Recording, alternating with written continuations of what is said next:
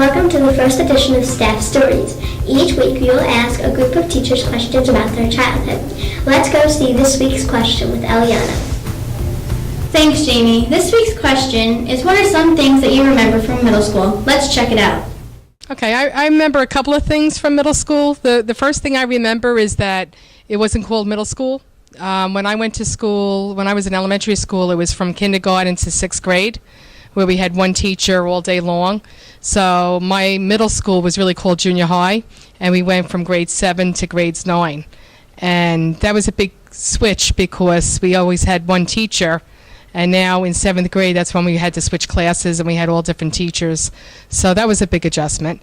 The other thing about I remember from middle school or junior high was that it was kind of an exciting time, because it was a time where I was getting more independent, more responsibilities, looking forward to to eventually going to high school. But it was also a time where I was kind of questioning myself and always wondering if I was doing the right thing. So it was kind of exciting time, and yet maybe sometimes a little scary, because you never knew what was coming up. Things were changing. So one of my favorite memories about middle school is the competition that we had every year. It was the 7th graders versus the 8th graders, and it was called Sports Night. And everyone got together, everyone participated. We had a lot of fun playing it. Everyone got to play in a game or do a dance, or everyone participated, which was really great, and is really great for school spirit. Hey guys.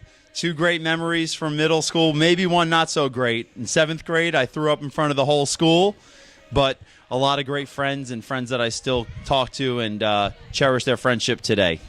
Hi, I'm Mrs. Duffy, and what I remember about middle school is that when I was in school 100 years ago, it was called junior high, and it was 7th and 8th grade. And I remember I played field hockey for the first time, and I made 2 friends that I'm still really good friends with today. And the other thing I remember about junior high is that I hated social studies. I remember every night we had reading assignments, and the next day we'd come into class and the teacher would ask us questions about the reading, and nobody would answer the questions, and he'd say, "Come on people, you have to do the reading." But nobody was doing the reading. So that is what I remember about social studies in junior high.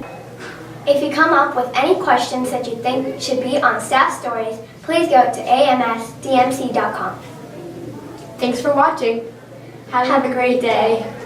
Hi, I'm Caitlin. This week's Teachers Believe It or Not is about Miss Sternbeck. Let's find out one interesting thing about her. Hello, Akamsit Middle School. A little known fact about me is that I have a pet snake.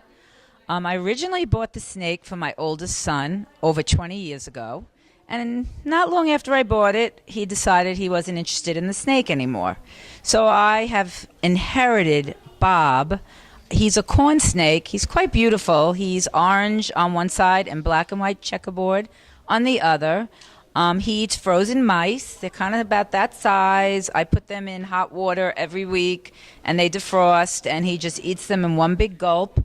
It's kind of cool. And I really didn't know that snakes live this long, but I kind of joke around that one day I'll be in a nursing home and Bob will be sitting on the dresser with me. So cheers to Bob.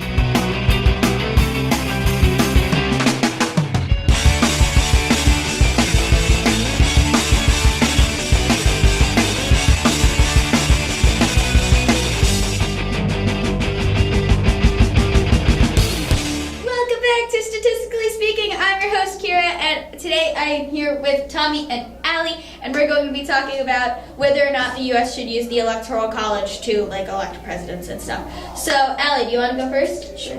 Okay. Well, I'm all for the Electoral College because the votes are easier to tally up, and we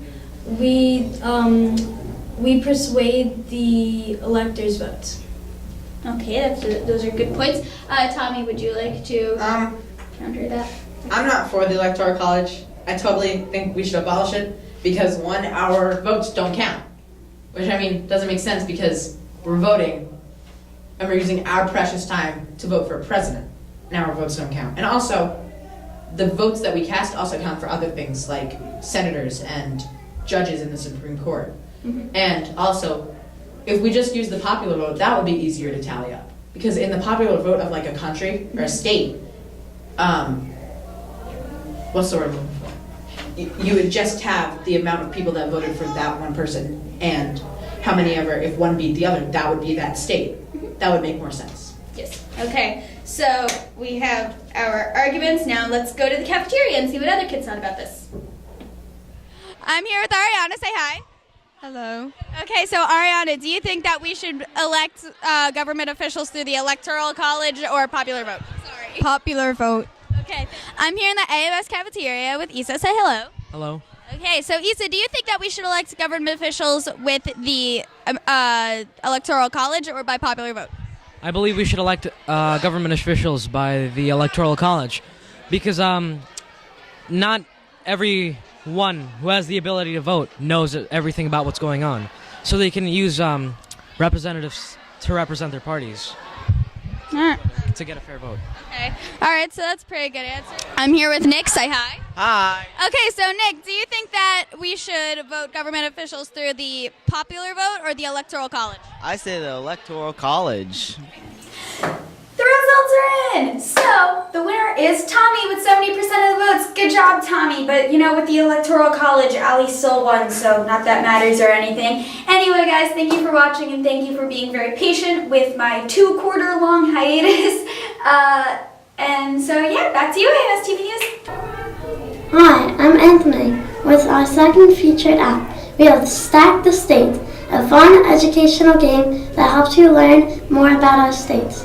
This is definitely one of my personal favorites because when you win, you get states and then you can unlock minigames like Map It, Puzzle Work, Pile Up, and Capital Drop.